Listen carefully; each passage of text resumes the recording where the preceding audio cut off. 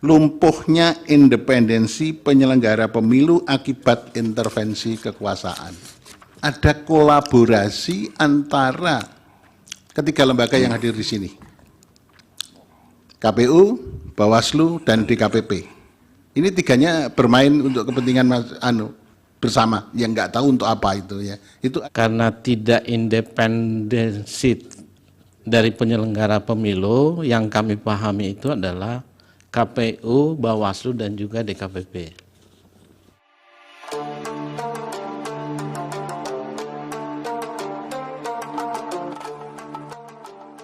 Karena putusan DKPP sudah kami serahkan kepada Yang Mulia Majelis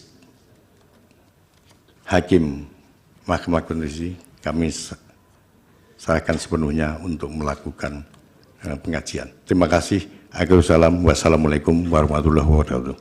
Waalaikumsalam warahmatullahi wabarakatuh. Terima kasih Pak Ketua.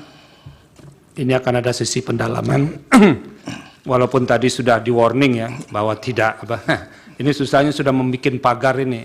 Tapi pasti Hakim Konstitusi punya cara sendiri juga tuh, untuk bisa membongkar pagar itu. Pertama dimulai Yang Mulia Profesor Arief Hidayat. baik, terima kasih Pak Ketua Sidang. Yang pertama saya komentar begini. Ini ada mantan murid suruh dosennya mempelajari ini tadi. Ya, salah satu murid di Undip, yang kemudian juga Pak Hasim itu asisten saya. Jadi ini kok saya suruh mempelajari.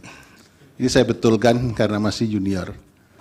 Dimohon tidak pelajari, ya, berkas yang sudah dikirim tidak dipelajari, tapi dimohon untuk menjadi pertimbangan. Terima kasih, Prof. Baik. Terus kemudian begini, DKPP itu kuasi peradilan etik ya, berarti ya. Benar. Oleh karena itu saya setuju, yang tidak bisa disampaikan adalah bagaimana situasi perkembangan yang ada di rapat permusyawaratan anggota, itu nggak bisa keluar memang. Itu independensi. Ya, tapi kalau ada beberapa hal yang kita tanyakan, mestinya ini juga karena badan peradilan yang pengen untuk mengetahui semuanya, ya harus dibuka. Jadi batas-batasnya adalah apa yang berkembang dalam rapat permusyawaratan anggota DKPP itu nggak bisa. Misalnya itu tadi, ini yang selingkuh, ini yang minum keras siapa, ini nggak usah. Ya, tapi pokok-pokok yang dihasilkan bisa disampaikan kita secara terbuka. Dan ini untuk menjadi pelajaran bagi seluruh bangsa Indonesia karena mendapat respon yang sangat positif dari masyarakat Indonesia di persidangan Mahkamah Konstitusi. Baik, yang pertama begini. Saya pengen mengetahui bagaimana ketaatan para penyelenggara. Tapi sebelumnya begini. Kenapa DKPP dihadirkan ke mahkamah? Itu pemohon 1, nanti kita minta direspon ya. Pemohon 1 itu di dalam dalilnya mengatakan begini, lumpuhnya independensi penyelenggara pemilu akibat intervensi kekuasaan dan intervensi kekuasaan dalam pencalonan paslon nomor 2. Itu. Jadi kenapa DKPP diundang ke sini? Karena itu. Jadi pemohon 1 itu mendalilkan lumpuhnya independensi penyelenggara pemilu akibat intervensi kekuasaan. Sedangkan pemohon 2 itu mendalilkan begini, ketidakefektifan dan keperpihakan penyelenggara pemilu. Di dalam salah satu uraiannya mengatakan ada kolaborasi antara ketiga lembaga yang hadir di sini. KPU, Bawaslu, dan DKPP. Ini tiganya bermain untuk kepentingan bersama, yang nggak tahu untuk apa itu ya. Itu ada dalil itu. Sehingga DKPP dipanggil ke mahkamah untuk memberikan penjelasan. Persoalan yang harus dijawab pertama, bagaimana kepatuhan ketaatan adresat putusan DKPP. Ya, kemudian yang kedua, ini kembali ke atas, persoalan yang menyangkut pencalonan. Persoalan pencalonan itu sangat keras muncul dalam persidangan mahkamah sekarang ini. Ya, jadi berkenaan dengan KPU langsung melaksanakan putusan Mahkamah nomor 90 tanpa merubah PKPU, langsung diduga ada macam-macam hal yang terjadi pada waktu proses pencalonan sampai penetapan pencalonan. Itu mohon bisa disampaikan ureanya di persidangan ini. Ya, kemudian yang berakhir pada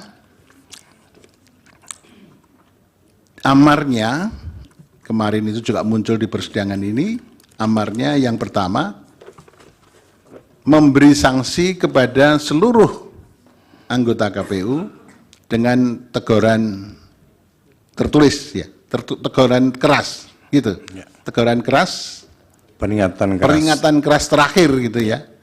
Nah ini terakhir, ya besok kalau ada pelanggaran lagi ya harus dibuang, ya, jangan terus kerasnya keras terus, terakhir terus sampai enggak selesai, gitu ya kan itu. Nah itu, ya. Jadi ada itu. Ini supaya bisa dijelaskan kepada kita.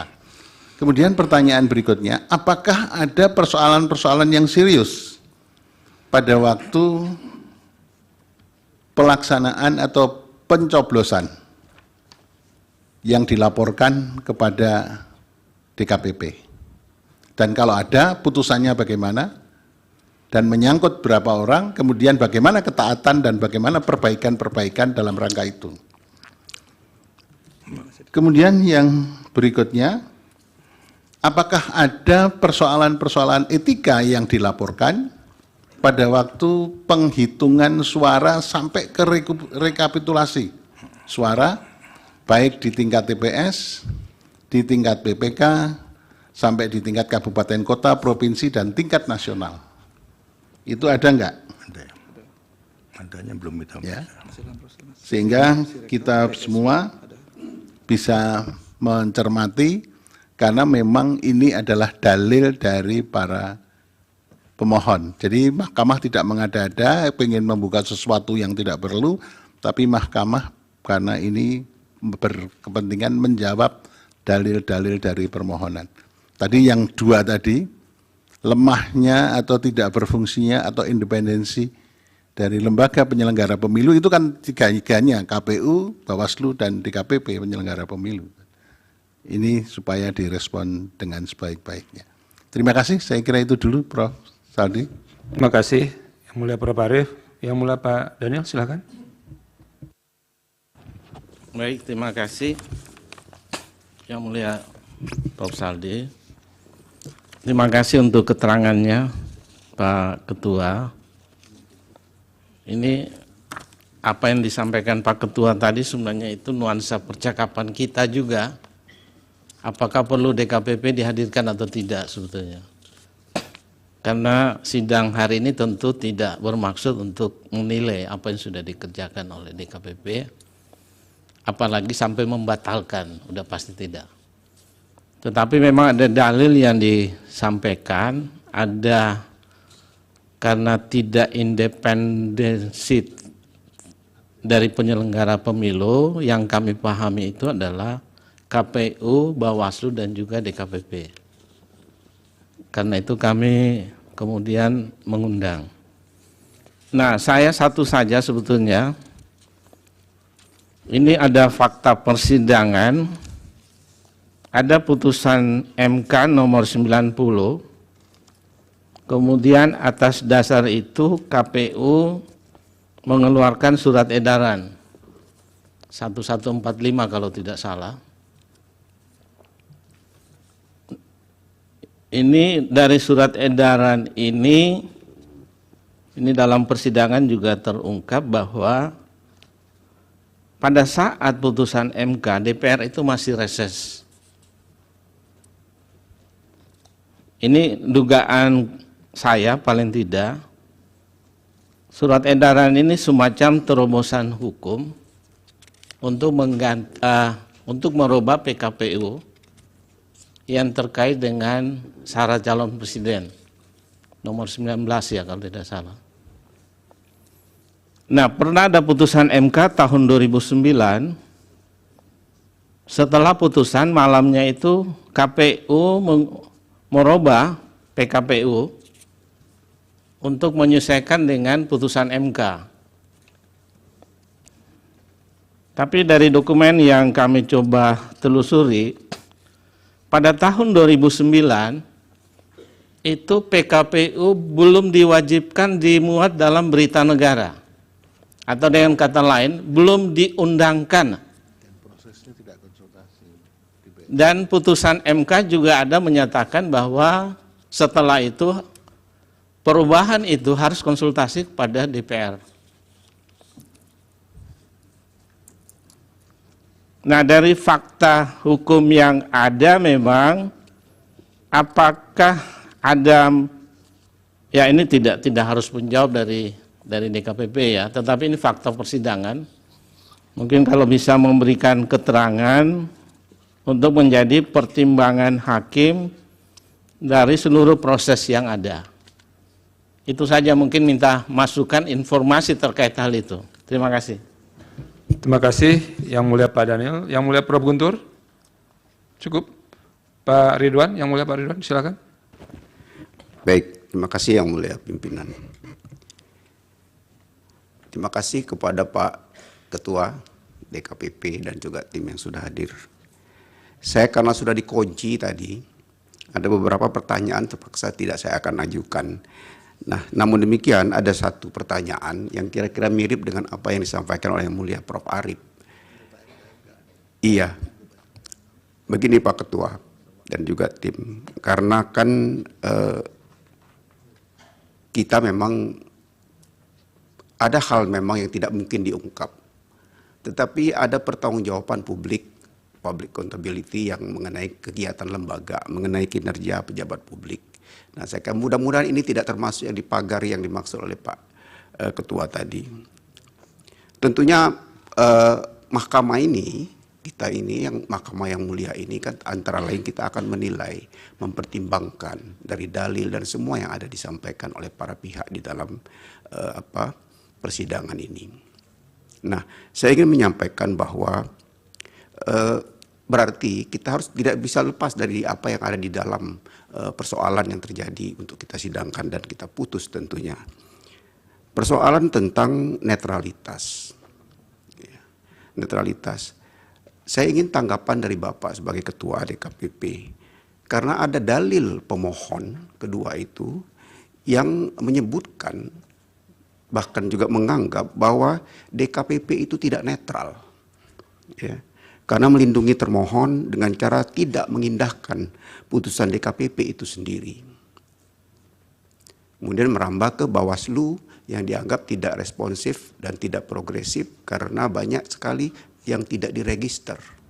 Padahal pelapor itu adalah mereka-mereka yang kadang-kadang tidak punya pendidikan, tapi dia tahu ada hal-hal yang tidak pada tempatnya untuk dilakukan oleh apakah itu petugas ketika pemilihan dan sebagainya. Nah, untuk